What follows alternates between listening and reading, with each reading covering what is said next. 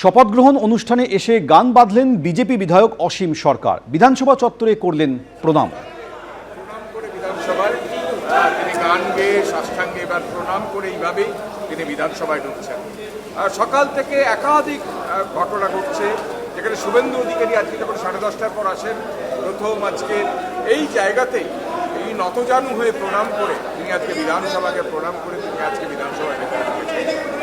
রাজ্যের মুখ্যমন্ত্রী আজকে বিধায়ক হিসেবে শপথ নেওয়ার আগে এইভাবেই প্রণাম করে আজকে তিনি বিধানসভায় ঢুকেছেন। আজকে হৃদয়ে যে কি শান্তি, সে শান্তি ভাষায় প্রকাশ করতে পারবো না। কারণ এতদিন মানুষ অত্যন্ত ব্যথা নিয়েছিল। আজ দিদি হেরে গিয়েছে, বাংলায় পদ্ম ফুটেছে, পদ্মগন্ধে সারা বাংলা ভরে উঠেছে। দিদি হেরে গিয়েছে, বাংলায় শান্তি ফিরেছে।